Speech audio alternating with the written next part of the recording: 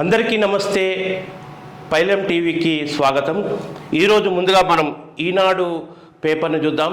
ఏకకాలంలో రూపాయలు 2 లక్షల రుణమాఫీ 2018 డిసెంబర్ 17 నుండి 2023 డిసెంబర్ 9 వరకు కటాఫట. అంటే 2018 డిసెంబర్ 12 నుండి 2023 డిసెంబర్ 9 వరకు కటాఫ్.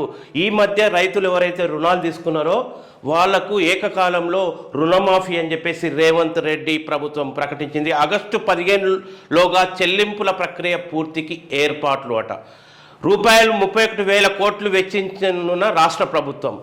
రైతు భరోసా విధి విధానాలపై మంత్రివర్గ ఉపసంఘం అందరితో చర్చించి జూలై 15లోగా నివేదిక. మంత్రివర్గ నిర్ణయాలను వెల్లడించిన సీఎం రేవంత్ రెడ్డి.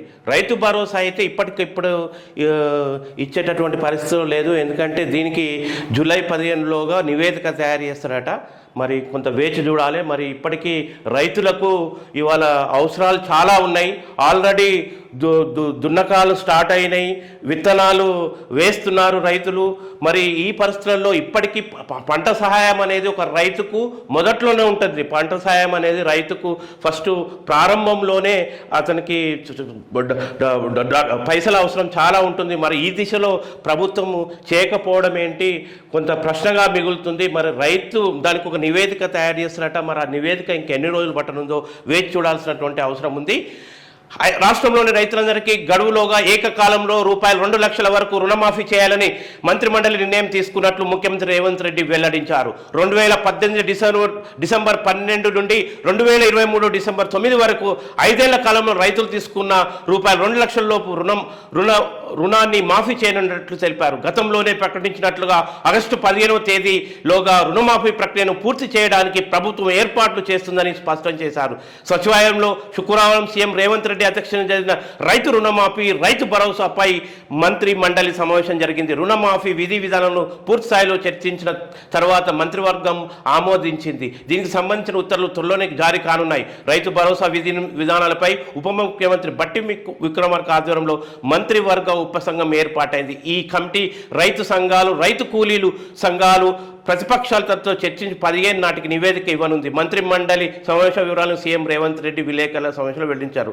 ఉప ముఖ్యమంత్రి బట్టి విక్రమార్క, మంత్రులు తుమ్మల తదితర మంత్రులు పాల్గొన్నారని చెప్పేసి ఇక్కడ ముఖ్యమంత్రి పేర్కొంటున్నారు. ఉప ముఖ్యమంత్రి బట్టి విక్రమార్క, మంత్రులు కొండా సురేఖ, పొంగులేటి శ్రీనివాసరెడ్డి, శ్రీధర్ బాబు తదితర మంత్రులందరూ ఉన్నారు. ఏకకాలంలో 2 లక్షల రుణమాఫీ. జూపల్లి కృష్ణారావు, వెంకటరెడ్డి తదితరులు పాల్గొన్నారు. మాట ఇస్తే మడవ తిప్పం. 6 నెలల్లో మేము 100 రోజుల పాలననే చేశాం. దాదాపు 2 నెలల్లో ఎన్నికల కోడ్లో పోయింది. ఇచ్చిన మాట నిలబెట్టుకేందుకు మీ ముందుకు వచ్చామని చెప్పేసి రేవంత్ రెడ్డి ప్రకటిస్తున్నాడు. అట్లాగే ఇలా రైతుకి ఇచ్చిన మాట నిలబెట్టుకున్నామని చెప్పేసి నా జీవితకాలంలో ఈరోజు చారిత్రకమైనటువంటి రోజు అని రేవంత్ రెడ్డి చాలా సంతోషం వ్యక్తం చేస్తూ ఒక ప్రకటన కూడా చేయడం జరిగింది. ఇందులో ముఖ్యమైన ప్రకటన రైతు రుణమాఫీపై రైతులకు ఇచ్చిన మాటను నిలబెట్టుకున్నట్లు ముఖ్యమంత్రి రేవంత్ రెడ్డి ఎక్స్లో తెలిపారు. నా జీవితంలో ఈరోజు చారిత్రకం 2022 మే 6న వరంగల్ వేదికగా లక్షలాది మంది తెలంగాణ రైతులకు రాహుల్ గాంధీ ఇచ్చిన హామీ ఏకకాలంలో రూపాయలు 2 లక్షల రుణమాఫీ నా సారథ్యంలో మంత్రివర్గం ఆ మాటను నిలబెట్టుకుంది. ఏకకాలంలో రుణమాఫీ చేయాలని నిర్ణయం తీసుకుంది అని ఆయన అన్నారు. అంటే రాహుల్ గాంధీ 2022 తేదీన మే 6న వరంగల్ పర్యటన సందర్భంగా ఈ హామీని ఇచ్చాడు.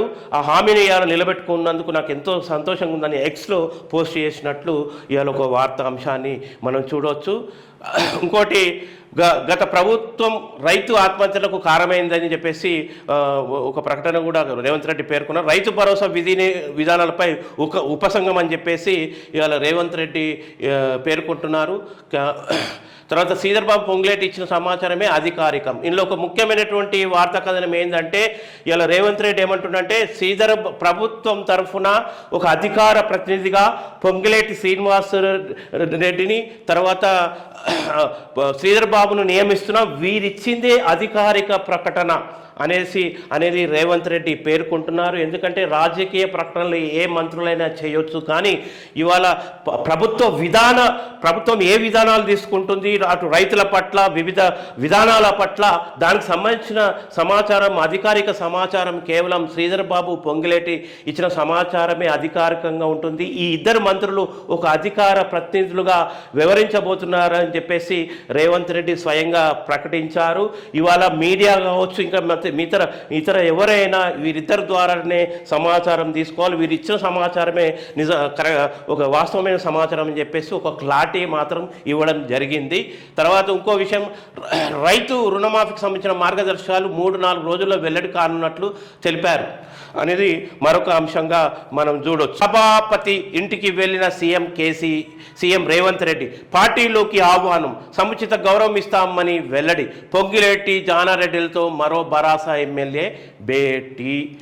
అదే చేసింది అప్పుడు బీఆర్ఎస్ పార్టీ ఇదే చేసింది. ఇలా మొత్తం 2018 ఎన్నికల్లో బీఆర్ఎస్ పార్టీ ఏం చేసింది, మొత్తం తమ కాంగ్రెస్ పార్టీ నుంచి గెలిచినటువంటి ఎమ్మెల్యే అభ్యర్థులను వాళ్ళు బీఆర్ఎస్ పార్టీలో చేర్చుకున్నారు.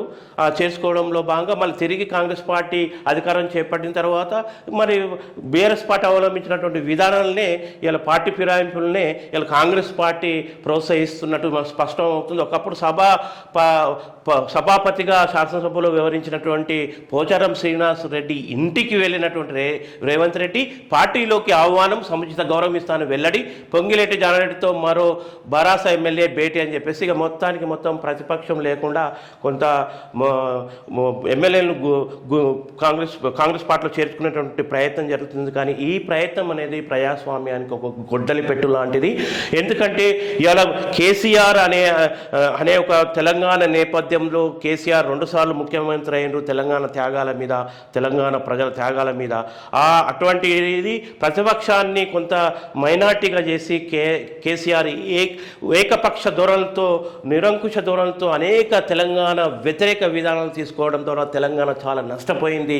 ప్రతిపక్షం అనేది బలంగా ఉంటేనే ప్రశ్నించడానికి, తర్వాత ఒక అసెంబ్లీలో ఒక స్ఫూర్తిగా ప్రజాస్వామిక స్ఫూర్తిగా ఉండడానికి ఒక మేలు జరుగుతుంది తప్పితే ఇవాళ ఒకటే పార్టీలో అందరూ చేరితే, ఇవాళ కాంగ్రెస్ పార్టీలో వీళ్ళు బీఆర్ఎస్లో గెలిచిన అభ్యర్థులు చేరితే మరి ప్రతిపక్షం అనేది బలహీనపడేటటువంటి పరిస్థితి ఉంటుంది. అప్పుడు ప్రభుత్వం ఏదైతే ప్రజా వ్యతిరేక విధానాలను తీసుకొస్తుందో దాన్ని ప్రశ్నించే వాళ్ళు లేకుండా పోవడం ద్వారా కొంత ప్రజలకు నష్టం జరుగుతుంది. కేసీఆర్ అవలంబించినటువంటి విధానాలే రేపు కాంగ్రెస్ పార్టీ కూడా అవలంబించేటటువంటి పరిస్థితులు ఉంటాయి కనుక ఇట్లాంటి పార్టీ ఫిరాయింపులు అనేటివి కూడా ప్రజాస్వామిక వ్యతిరేకమైనవి. ఎందుకంటే వీళ్ళని ఎవరు గెలిపించారు, బీఆర్ఎస్ పార్టీ అని చెప్పేసి ఎమ్మెల్యేలను గెలిపించారు. మరి ఇప్పుడు ప్రజల ఓటు ద్వారా అరే బీఆర్ఎస్ పార్టీకి మేము ఓటేసామన్న ప్రజలకు ఇప్పుడు ఏం సమాధానం చెప్తారు? గెలిచిందేమో బీఆర్ఎస్ పార్టీలో ఇవాళ ప్రజల విశ్వాసంతో గెలిచినారు, కానీ ఏకంగా మీరు ఇవాళ మొత్తం ఇవాళ కాంగ్రెస్ పార్టీలో చేర్చారు. అంటే పోచారం శ్రీనివాస్ రెడ్డి లాంటి వాళ్ళు ఎవరన్నా వాళ్ళ కాన్స్టిట్యున్సీకి వెళ్ళి, వాళ్ళ నియోజకవర్గంకి వెళ్ళి ఆ ప్రజల ఆమోదం పొందారా? ఆ ప్రజల ఆమోదం పొంది ఇలా ఈ పార్టీలలో చేరితే అది వేరే ఉంటుంది. ఎటువంటి ప్రజా ఆమోదం లేకుండా ఏకపక్షంగా ముఖ్యమంత్రి వాళ్ళ ఇంటికి పోతాడు, తర్వాత వీళ్ళు మొత్తం ఇలా కాంగ్రెస్ పార్టీలో చేరుతారు. ఇక మిగతా వాళ్ళు కూడా అదే లైన్ కట్టిండ్రు. ఎందుకంటే అధికారం ఏడుంటే ఈ వాళ్ళు ప్రజాప్రతినిధులు వాడు ఉండేటటువంటి పరిస్థితి కనుక అధికారం ఎక్కడుంటే తమ పనులను చక్కదిద్దుకోవచ్చు, తమ రకరకాల ప్రయోజనాలు పొందొచ్చు అని చెప్పేసి ఇవాళ కాంగ్రెస్ పార్టీలో చేయడానికి ఊర్లు ఊరుతున్నారు. కాబట్టి చూద్దాం, వెయిట్ అండ్ సీ ఏం జరుగుతుంది అనేది కూడా మనం చూద్దాం. మరో విచారకరమైనటువంటి వార్త మనం ఈనాడులో చూస్తున్నాం. సొంత భూమిలో వెట్టి అట, ట్రాక్టర్లో 1 గంటలోనే ఇసుక నింపాలట, లేదంటే దెబ్బలు కాచుకోవాలి.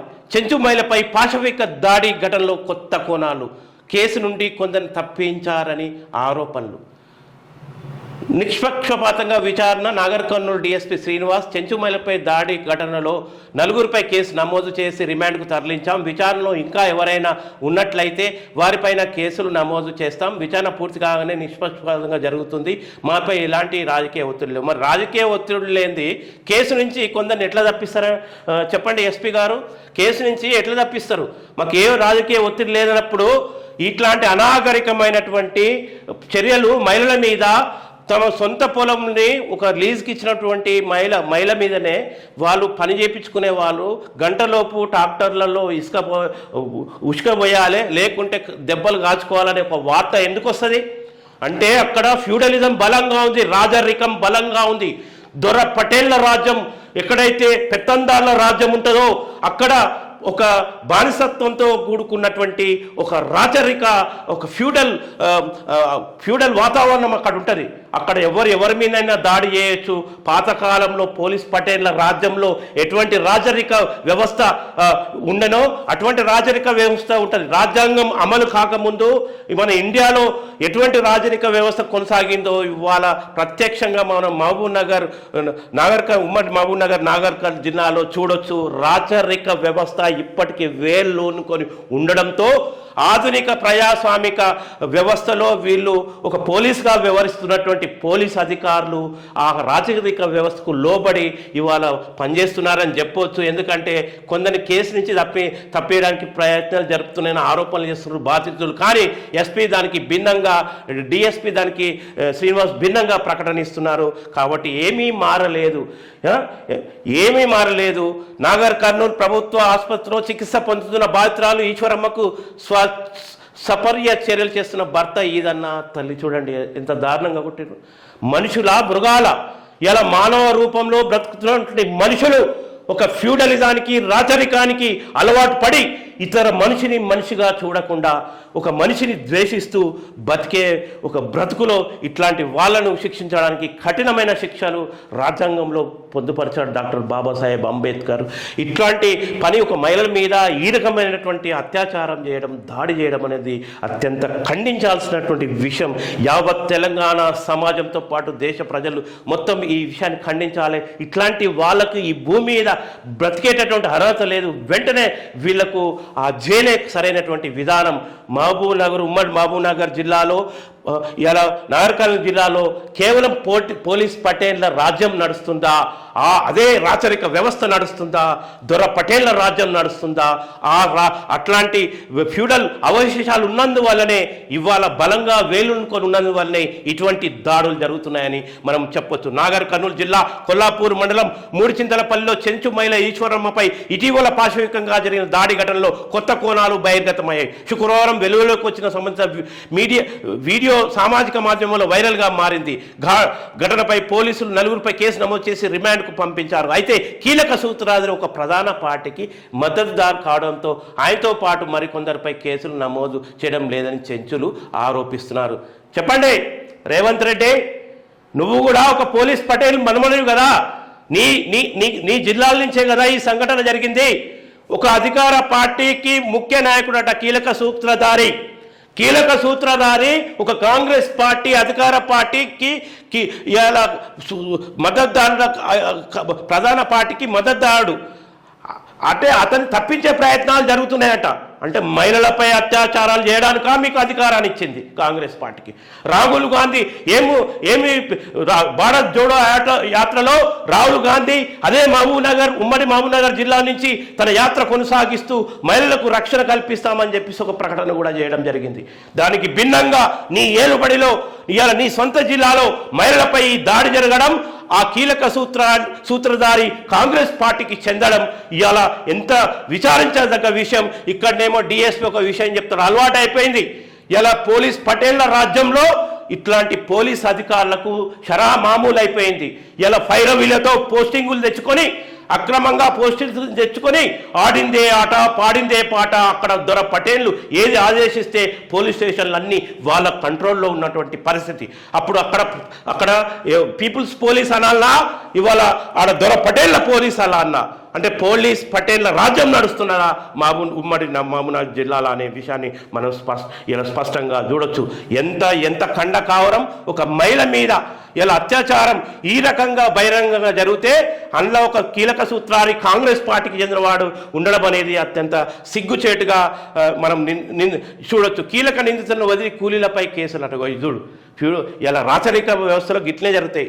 పోలీస్ పటేల రాజ్యంలో గిట్లే చేస్తాయి. కీలక నిందితులను వదిలిపెట్టాట కూలీలపై, అంటే వాళ్ళ దగ్గర ఉంటారుగా కావలి కాస్టోల్లో, వాళ్ళ దగ్గర బానిసలో కూలీలో ఎవరు మీద పెట్టిరట. చెంచు సంఘాల కథనం ప్రకారం కేసులు నమోదైన వారిలో బండి వెంకట్ ఆయన భార్య శివమ్మ, లింగస్వామి ఆయన భార్య లక్ష్మి ఉన్నారు. వీళ్ళు లింగస్వామి, లక్ష్మి కూడా వెంకట్ ఆయన సోదరుడు శివుడు నిర్వహిస్తున్న ఇసుక ఫిల్టర్ కేంద్రంలో 2 ఏళ్ల నుండి కూలీలుగా పనిచేస్తున్నారు.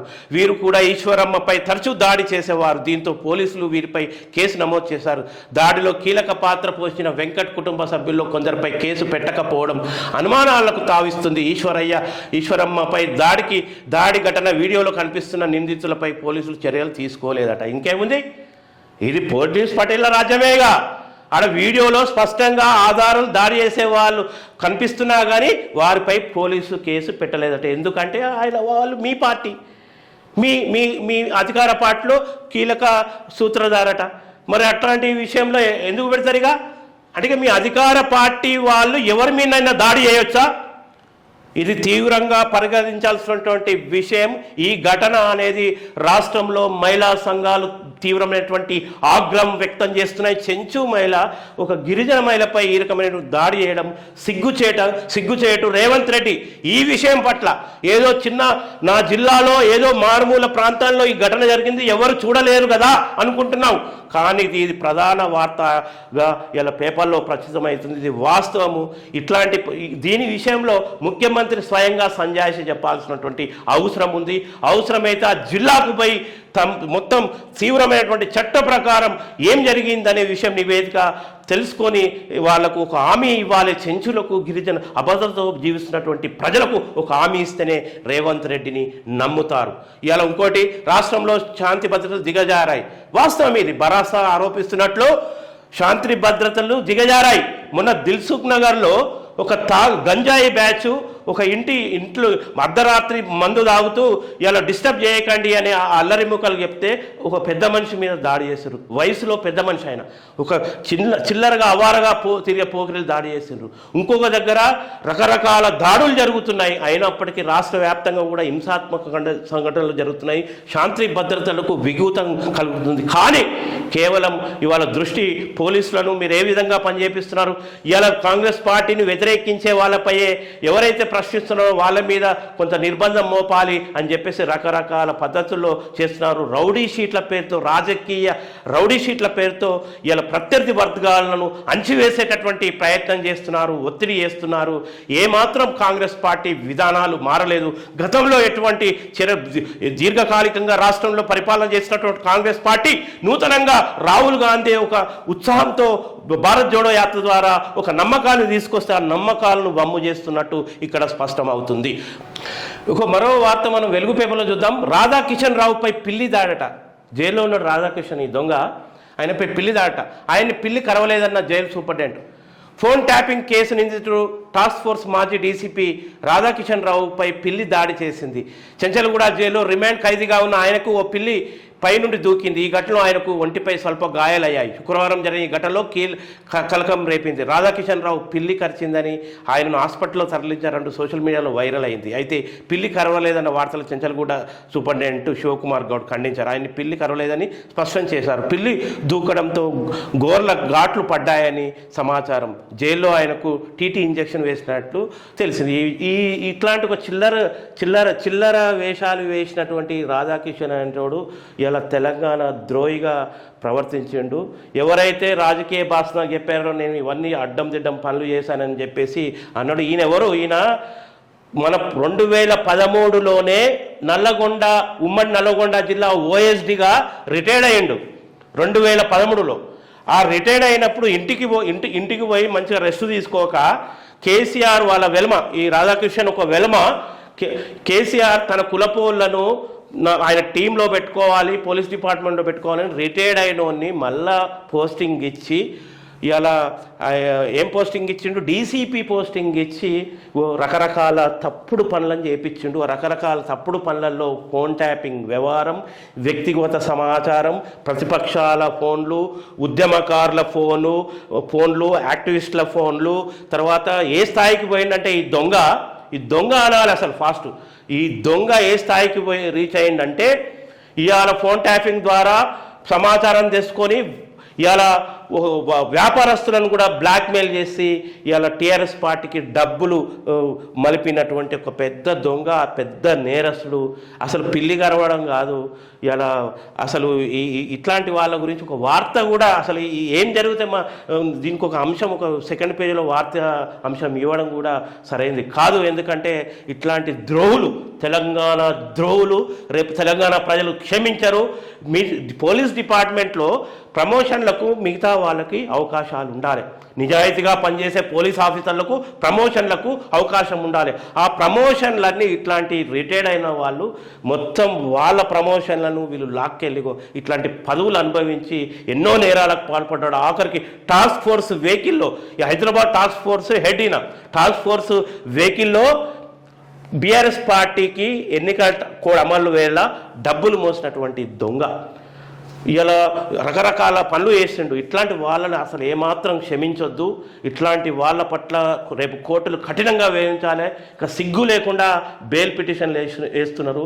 అసలు మీకు బయటకు వచ్చి ఏం ముఖం పెట్టుకొని తిరుగుతారు? ఏం ముఖం పెట్టుకొని తిరుగుతారు పబ్లిక్లా? ఇట్లాంటి పనుల పాపం వేరే పోలీస్ ఆఫీసర్ల బాగా కష్టపడి పనిచేసే పోలీస్ ఆఫీసర్ల ప్రమోషన్లను దొబ్బి ఇవాళ అప్పనంగా రిటైర్డ్ అయినా కానీ ఆ పదవులలో మీరు చేస్తున్నారు. పోలీస్ వర్గాల్లో కూడా మొత్తం చీలిక వచ్చింది ఈ ఫోన్ ట్యాపింగ్ వ్యవహారం ద్వారా. డీజీపీ స్థాయిలో ఇటువంటి ఫోన్ ట్యాపింగ్ జరిగి అక్రమ ప్రమోషన్ల ద్వారా రిటైర్డ్ అయిన వాళ్ళని తీసుకొచ్చి ఇట్లాంటి కూర్చోబెడితే పోలీసులలో కూడా కొందరు నిజాయితీ అధికారులు మానసికంగా కృంగిపోయి వాళ్ళు ఒక కసిని పెట్టుకున్నటువంటి పరిస్థితి పోలీస్ శాఖలో కూడా ఒక చీలికి వచ్చింది. దొంగ మార్గాల ద్వారా అక్రమంగా పోలీస్ డిపార్ట్మెంట్లో విధులలో చేరినటువంటి ఇట్లాంటి వారి పట్ల ఇలా తెలంగాణ జాగృతంగా ఉండాలి. రేపు ఖచ్చితంగా ఆడోడ అమెరికాలో ఉన్నాడు మాజీ డీజీపీ, తీసుకొని రావాలి. ఆ తీసుకొని వచ్చి ఆ నోరు విప్పిస్తే రేపు ఎవరెవరు ఉన్నారు ఈ కేసులో, కేసీఆర్ పాత్ర ఏందనేది బయటపడుతుంది. రేపు వీళ్ళను ఊచలు లెక్క పెట్టే విధంగా జైలుకు పంపిస్తేనే మరొకటి వాళ్ళు ఇటువంటి పనులు చేయరు. బీహార్ హైకోర్టు తీర్పు విస్మయానికి గురి చేసింది.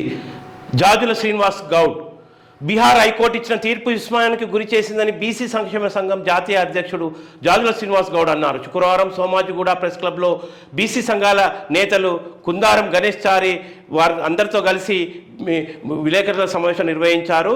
ఇవాళ బీహార్ కోర్టు తీర్పు బీసీ సమాజాన్ని విస్మయానికి గురి చేస్తుందన్నారు. ఈ బీసీ రిజర్వేషన్లపై ఎందుకు విచారణ జరగలేదని ప్రశ్నించారు.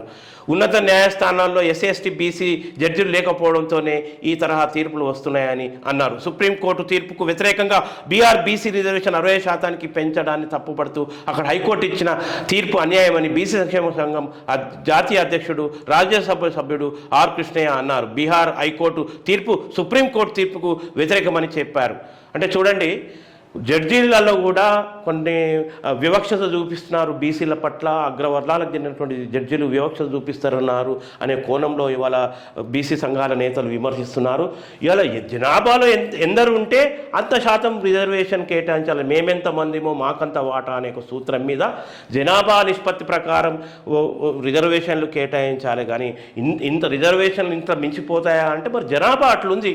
65% కేటాయించడం అంటే జనాభాకు తగ్గట్టుగా అక్కడ కేటాయించారు. దాన్ని తప్పుపట్టడం అనేది విస్మయానికి గురి చేస్తుందని చెప్పేసి బీసీ సంఘాల నేతలు ఆరోపిస్తున్నారు. మరొక ముఖ్యమైనటువంటి విషయం మన ఇక్కడ చూడొచ్చు, జ్యుడిషియల్ కమిషన్కు సివిల్ కోర్టులో సమానంగా పవర్స్. నిన్న మొన్న కేసీఆర్ ఏమన్నాడు, ఇలా ఒక కమిషన్ వేస్తే ఆ కమిషన్కు సారథ్యం వహిస్తున్నటువంటి ఒక రిటైర్డ్ న్యాయమూర్తిపై అసలు నువ్వు కేర్ చేయకుండా అశ్రద్ధ మాటలు మాట్లాడండి కేసీఆర్. దానికి చెంపపెట్టుగా మన Chandrababu retired justice Chandrakumar sir ఏం చెప్తుందంటే, జ్యుడిషియల్ కమిషన్కు సివిల్ కోర్టులో సమానంగా పవర్స్ ఉంటాయట, అధికారాలు ఉంటాయట, సమన్లు జారీ చేయవచ్చట, తిరస్కరిస్తే చర్యలు తీసుకోవచ్చు. కాళేశ్వరం రౌండ్ టేబుల్ సమావేశంలో జస్టిస్ చంద్రకుమార్ ఏకపక్ష నిర్ణయాలతో ప్రజాధనం వృధా కోదండరెడ్డి, కాళేశ్వరం ప్రాజెక్టుకు రాష్ట్ర ఆర్థిక వ్యవస్థను దెబ్బతీసింది వెంకట్రామయ్య, ప్రాజెక్టు ప్లేస్ను మార్చడమే అవినీతికి తొలిమెట్టు నైనాల గోవర్ధన్. నిన్న రౌండ్ టేబుల్ సమావేశం చేసి ఎండగడుతున్నారు.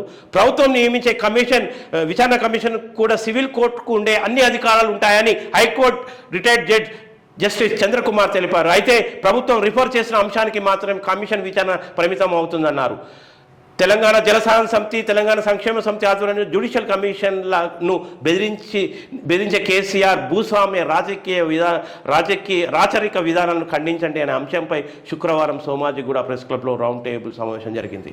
అంటే జ్యుడిషియల్ కమిషన్లు బెదిరించండు కదా అయినా, అన్ని అవినీతికి పాల్పడి అన్ని అవినీతుల్లో తలబెట్టినటువంటి నిండుగా కూరుకుపోయినటువంటి బిడ్డ తిహార్ జైల్లో ఉన్న నేపథ్యంలో అవినీతి ఆరోపణలు తీవ్రంగా వెంటాడుతున్నటువంటి కేసీఆర్ ఇలా మేకపోతు గంభీరంలాగా తను చేసిన తప్పులను కప్పిపుచ్చడానికి ఈ యొక్క కమిషన్కు అధికారాలు లేవు, నేను రానుపో అన్న విధానాల గురించి ఆయన మొత్తం ఈడ ఎండగడుతున్నారు. జ్యుడిషియల్ కమిషన్లను బెదిరించే కేసీఆర్ భూస్వామ్య రాచరిక విధానాలను ఖండించండి. వాస్తవం, దొరపోకడనే కదా, దొరపోకడ తప్పులు చేసినా కానీ దొర ఎట్లా గంభీరంగా మాట్లాడతాడో మనం వెనకట చూసినాం. ఇప్పుడు ఈ నయా దొర అదే పనులు చేస్తుండు, వాళ్ళ పిల్లలకు కూడా అదే నేర్పుతాడు. అంత దొంగ పనులు చేసి కూడా ఇలా పట్టపల్లి తిరుగుతున్నారు. ఇది ఎవరికి సాధ్యం తెలుసా? దొంగ పనులు చేసేటోడు ఇలా బహిరంగంగా తిరుగుతున్నాడు. అట్లాంటి పరిస్థితి ఏర్పడ్డది. ఇలా ఏకంగా మేధావుల ఆధ్వర్యంలో ఈ రాచరిక పోకడలపై, కేసీఆర్ రాచరిక పోకడలపై ఒక సమావేశమే నిర్వహించింది. ఇలా రౌండ్ టేబుల్ సమావేశం జరిగింది. కాళేశ్వరం ప్రాజెక్టుపై రాష్ట్ర ప్రభుత్వం ఏర్పాటు చేసిన జ్యుడిషియల్ కమిషన్ మాజీ సీఎం కేసీఆర్ తప్పు పట్టిన నేపథ్యంలో కమిషన్ పరిధి, దాని అధికారులపై సమావేశంలో చర్చ జరిగిందట. ఈ సందర్భంగా జస్టిస్ చంద్రకుమార్ మాట్లాడుతూ జ్యుడిషియల్ కమిషన్ ఎవరైనా విచారణకు పిలిస్తే వెళ్లాలని, కమిషన్ ఎవరికైనా సమన్లు జారీ చేయవచ్చు, సమన్లు తిరస్కరించే వ్యక్తులపై సివిల్ కోర్టు ఎలాంటి చర్యలు తీసుకుంటుందో కమిషన్ కూడా అలాంటి చర్యలు తీసుకోవచ్చు అని చెప్పేసి ఒక మంచి ప్రకటన చేశాడు. ఏకపక్ష నిర్ణయాలు దెబ్బతీశాయి. గత ప్రభుత్వం తీసుకున్న ఏకపక్ష నిర్ణయాలు ప్రాజెక్టు పేరుతో ప్రజాధనాన్ని వృధా చేసిందని కిసాన్ కాంగ్రెస్ జాతీయ అధ్యక్షుడు కోదండరెడ్డి విమర్శించాడు. ప్రాజెక్టు కట్టే ముందే భూ పరీక్షలు నిర్వహించాలి, కానీ అట్లాంటి ఏం జరగలేదట. ప్రాజెక్టు నిర్మాణంలో ప్రజాధనం దుర్వినియోగం కావడంపై విచారణ జరగాలన్నారు. కేసీఆర్ హయాంలో తెచ్చిన ధరణి పోర్టల్లో కూడా లక్షలాది మంది చిన్న సన్నకారు రైతులు నష్టపోయారు. సిపిఐఎంఎల్ రాష్ట్ర కార్యదర్శి వెంకటరామయ్య మాట్లాడుతూ కాళేశ్వరం ప్రాజెక్టు తెలంగాణ ఆర్థిక వ్యవస్థను దెబ్బతీసిందని అన్నారు. అంటే చూడండి, కాళేశ్వరం అనే ఒక ప్రాజెక్టు మొత్తం తెలంగాణను దెబ్బతీసింది. మొత్తం ఎంత పెద్ద తప్పు చేసిందంటే నీళ్లు, నిధులు, నియామకాల పేరు మీద వచ్చి నీళ్ల పేరుతో కూడా అవినీతికి పాల్పడ్డాడు, వంచిండు కేసీఆర్. కాళేశ్వరం పేరుతో మొత్తం కాంట్రాక్టర్ల లబ్ధి కోసం ఆ ప్రాజెక్టును వారు కేటాయించి కాంట్రాక్టర్లలో ఒక కమిషన్ల దందా నిర్వహించినటువంటి కేసీఆర్, నీ వల్ల తెలంగాణ ఎంత దెబ్బతిన్నది, మొత్తం తెలంగాణ సమాజం ఎంత దెబ్బతిన్నది అనేది ఇలా వాళ్ళు స్పష్టం చెప్తున్నారు. కాళేశ్వరం ప్రాజెక్టు తెలంగాణ ఆర్థిక వ్యవస్థను మొత్తం దెబ్బతీసిందట. మీరేమో సంపదలు పోగేసుకొని మనమని పేరు మీద 35 ఎకరాలు సిద్దిపేట జిల్లాలో మైనార్టీ తీరకం మీద సంపాదించి పెట్టింది నీ కొడుకు కేటీఆర్. కవిత లిక్కర్ స్కామ్లో అడ్డంగా తిహార్ జైల్లో ఉంది. మొత్తం అవినీతిలో కూరుకుపోయిన మీ కుటుంబం అంతా మీరు పైసలన్నీ దొబ్బి విదేశాల్లో దాపెట్టుకొని ఇక్కడ అక్రమాస్తులు కూడగట్టుకొని తెలంగాణను ఏం పాలు చేసిండ్రు? మొత్తం తెలంగాణ ఆర్థిక వ్యవస్థను మొత్తం దెబ్బతీసిండ్రు. ఏమనాలి మిమ్మల్ని? పట్టపగటిలు దోసుకునే వాళ్ళని ఏమంటారు? పగటి దొంగలు అంటారు. తెలంగాణ అమరుల త్యాగాల మీద, తెలంగాణ ఉద్యమకారుల చెమట చుక్కల మీద ఉద్యమాలు నడిపిస్తే ఇగో తెలంగాణను ఎట్లా దివాలా తీసిండ్రు, ఆర్థిక వ్యవస్థను ఎట్లా ధ్వంసం చేసిండ్రు, మీరు ఎట్లా స్థిరపడ్డరు? ఫామ్ హౌజుల మీద ఫామ్ హౌజులు కట్టి మీరు ఎట్లా స్థిరపడ్డరు? మెగా కన్స్ట్రక్షన్ కృష్ణారెడ్డి ఇవాళ ఇంకా ఎత్తుకు పై ఎక్కి ఇలా దేశంలోనే అత్యధిక పొలిటికల్ పార్టీలకు అత్యధిక బాండ్లు సమర్పించిన దొడ్డిదారిన. అంటే ఇట్లాంటి వ్యవస్థ తెలంగాణను మొత్తం విధ్వంసం చేసి తెలంగాణను మొత్తం సర్వనాశనం చేసినటువంటి ఈ నేపథ్యంలో ఇలా ఒక తీవ్రమైనటువంటి చర్చనీయాంశంగా ఈ అంశం మిగిలింది. ఇలా 80 మంది బైక్ రేసర్లపై కేసులు నమోదు. గచ్చిబౌలి, హైదరాబాద్ ఐటీ కార్డర్ రోడ్లపై బైక్ రేసింగ్ నిర్వహిస్తున్న యువకులపై సైబరాబాద్ పోలీసులు కఠిన చర్యలు తీసుకున్నారు. ఇటీవల రాయదుర్గం పోలీస్ స్టేషన్ పరిధిలో నాలెడ్జ్ సిటీలో రేసింగ్లకు పాల్పడే 8 మంది ఈ రేసర్లపై 9 కేసులు నమోదు చేశారు. 80 బైకులు, 2 కార్లు స్వాధీనం చేసుకున్నారు. బాగా కండకావరం ఎక్కి ఎటువంటి కష్టం చేయకుండా తల్లిదండ్రులు బాగా సంపాదిస్తే ఆ పైసలు తీసుకుపోయి చదువుకు సమయాన్ని కేటాయించకపోగా జల్సాలు, రోడ్ల మీద జల్సాలు చేస్తూ, స్టంటులు చేస్తూ పాపం సామాను చిన్న పిల్లల్ని ఎత్తుకొని బండి మీద పోయే తల్లిదండ్రులను చూడకుండా వాళ్ళకు కట్లు కొడుతూ ప్రమాదకరమైనటువంటి కట్లు కొడుతూ ముసలి వాళ్ళు రోడ్డు దాటుతుంటే ఏ భద్రత చూడకుండా బాగా కైపెక్కి మదమెక్కి రోడ్లపై రైసింగ్ల పేరు మీద వచ్చేటటువంటి ఇట్లాంటి ఇక పోకిరీలకు సరైన బుద్ధి పోలీసులు చెప్పారు. ఇక ముందు సీసీ కెమెరాలు ప్రత్యక్ష పర్యవేక్షణ ఉండాలి. ఎందుకంటే ఇలా మనకు సాంకేతిక పరిణామం తెలిసింది. ఎవడు రేసింగ్ బైకులు అసలు రోడ్ల మీద నిత్యం బాధపడుతున్నాము. వాటి కట్టు కొడితే మనం భయపడి మనము జనికేటటువంటి పరిస్థితి. అసలు చిన్నపిల్లల్ని ఎత్తుకొని పోయే పిల్లల్ని చూస్తుంటే వాళ్ళని కట్టుకొట్టే విధానం చూస్తే ఆడ షాకు గురై వాళ్ళు పడిపోతే ఎవరు నష్టపోవాలి? ఇట్లాంటి కైపెక్కినటువంటి మదమెక్కిన ఇటువంటి బిడ్డలకు సరైన గుణపాఠం పోలీస్ డిపార్ట్మెంట్ చెప్పాలి. ప్రజలు కూడా అక్కడక్కడ నష్టం జరిగితే పట్టుకొని చితకబాదినటువంటి సంఘటనలు కూడా నెలకొన్నాయి. కాబట్టి మీకేదైనా ఉంటే చదువుకునే దశలో చదువుకోండి, తల్లిదండ్రులకు గొప్ప పేర్లు తేవండి. కానీ తల్లిదండ్రులు సంపాదించిన ధనాన్ని తీసుకొచ్చి రోడ్ల మీద కొత్త ఆధునికమైనటువంటి బైకులు 3 లక్షలు 4 లక్షలు 5 లక్షల బైకులు కొని మస్తీ చూపెట్టకండి రోడ్లపై కొట్టు. మరో వార్తను చూడొచ్చు. ఏసీపీకి చిక్కిన సూరారం సిఐ అట. ఏసీబీకి దొరికిన సూరారం సిఐ చూడండి, ఇసోంటి వాళ్ళని చూడాలి, బాగా చూడాలి. వెంకటేశం పట్టుబడ్డ జ్ఞానకల్ ఆర్ఐ దుర్గయ్య, 2 దొంగలు దొరికిరు నిన్న.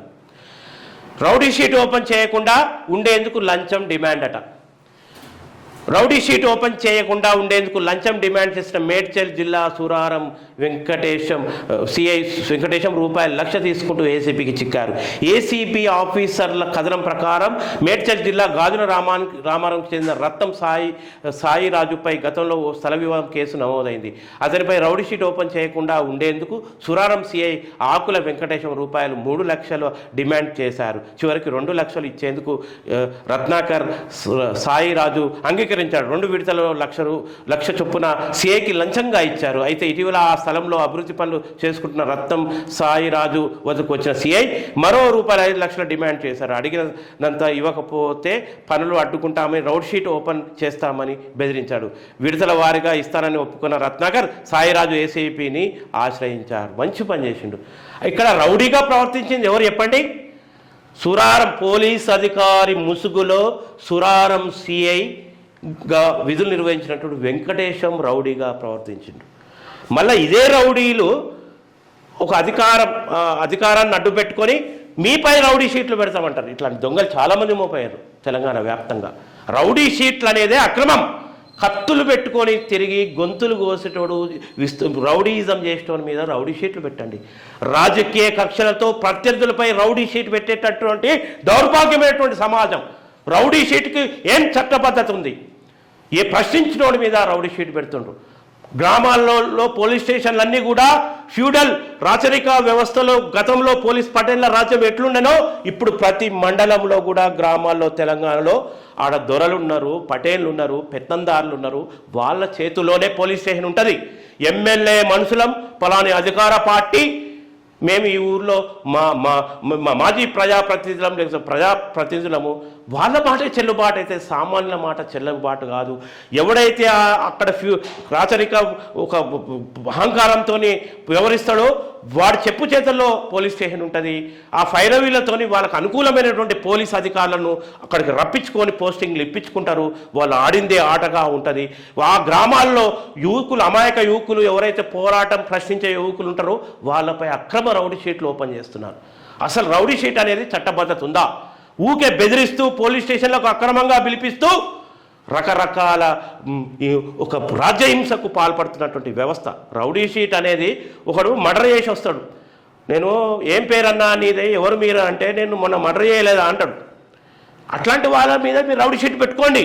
మనుషులను చంపిన వాళ్ళ మీద రౌడీ షీట్ పెట్టుకోండి.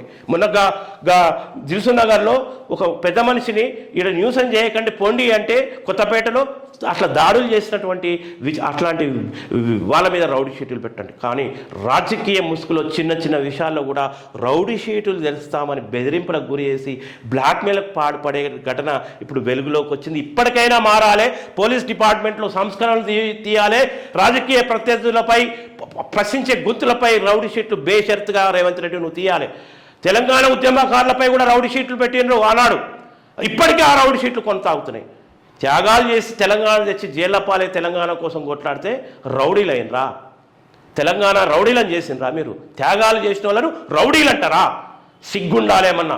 ఇప్పటికి కూడా అవే రికార్డ్స్ కొనసాగించడానికి సిగ్గుండాలి. ఒక్కసారి సమీక్ష చేయడానికి టైం లేదా?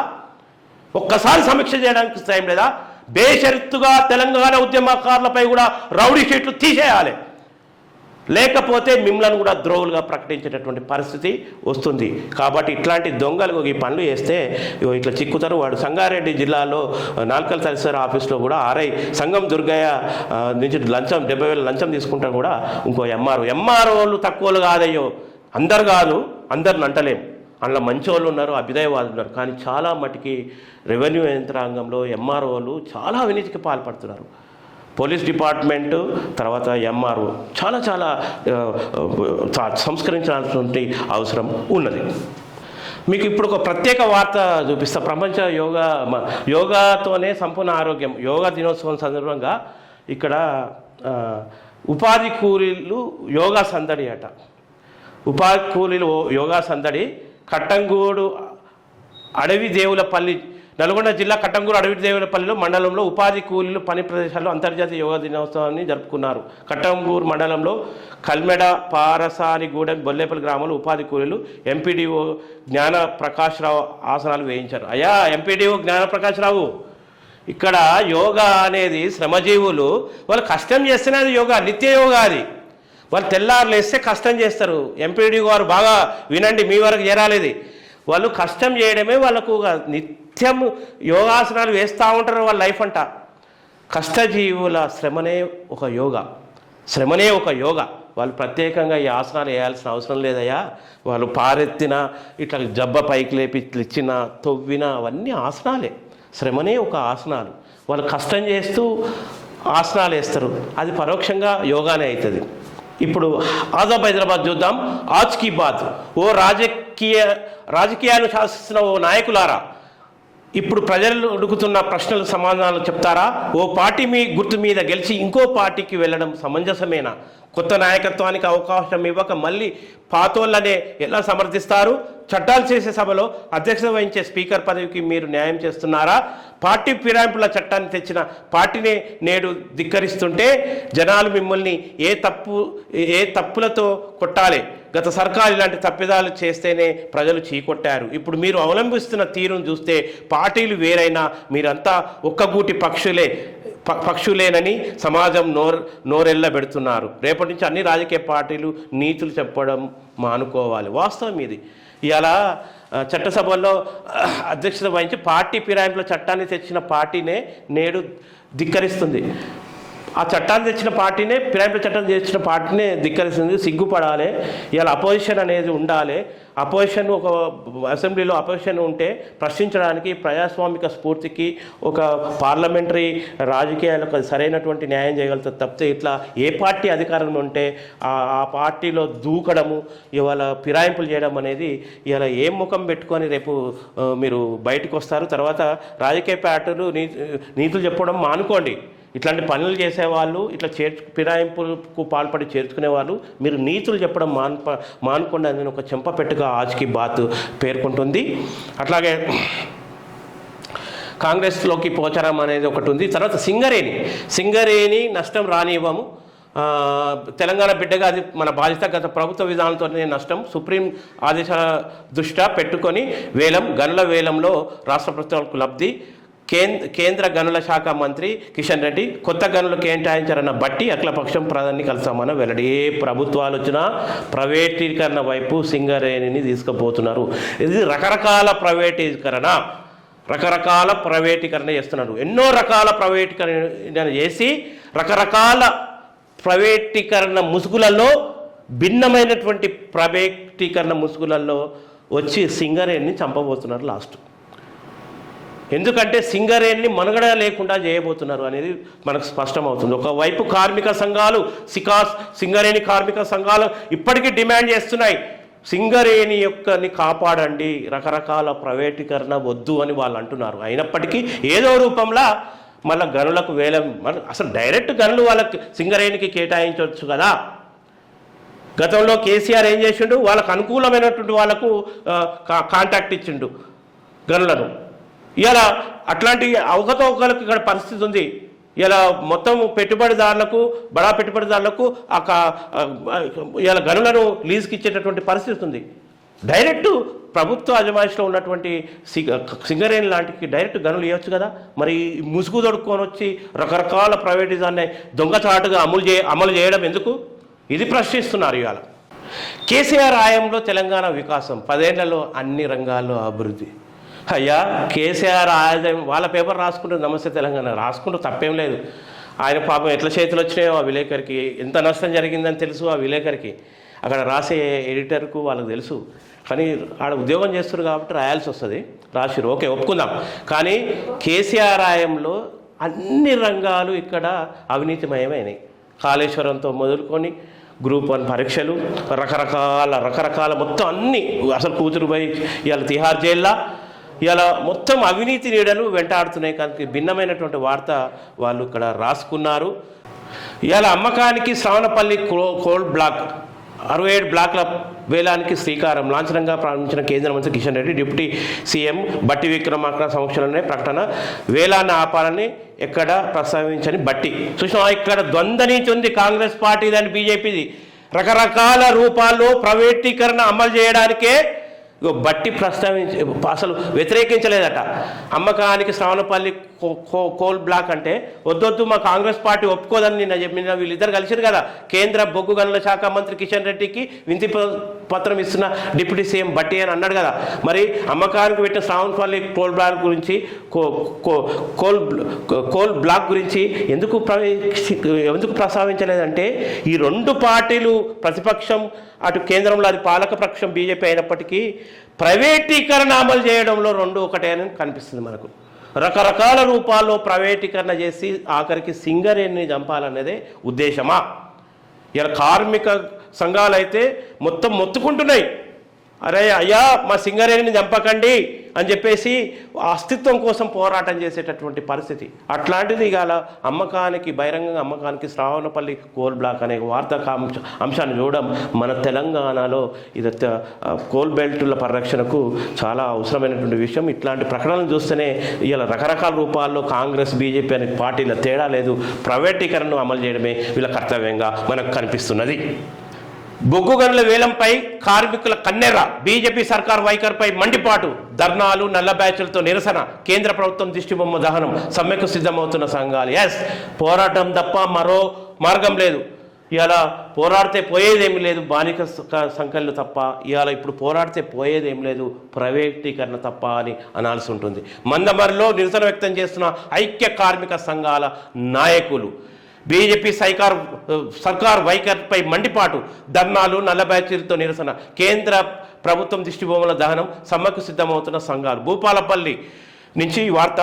సింగరేణి బొగ్గు బ్లాకులకు వేలం కార్మిక సంఘాల నాయకులు కన్నెర చేశారు. సింగరేణి వ్యాప్తంగా గనులపై శుక్రవారం పెద్ద ఎత్తున ఆందోళన చేపట్టారు. నల్ల బ్యాడ్జీలు ధరించి ధర్నాలు చేసి కేంద్రం దిష్టిబొమ్మలను దానం చేసి నిరసన వ్యక్తం చేశారు. సింగరేణి జోలికి వస్తే ఊరుకునేది లేదని, కేంద్రం దిగి రాకపోతే ఆందోళనలు మరింత తీవ్రతరం చేస్తామని హెచ్చరించారు. తెలంగాణ పౌరుడైన కేంద్ర బొగ్గు గనుల శాఖ మంత్రి కిషన్ రెడ్డి ఇక్కడి సింగరేణి బొగ్గు బ్లాకులను వేలం వేయడం దారుణమని, ఇప్పటికైనా టెండర్ను నిర్వహించి తెలంగాణకు గుండెకాయ లాంటి సింగరేణిని కాపాడుకుందామని వాళ్ళు కోరారు.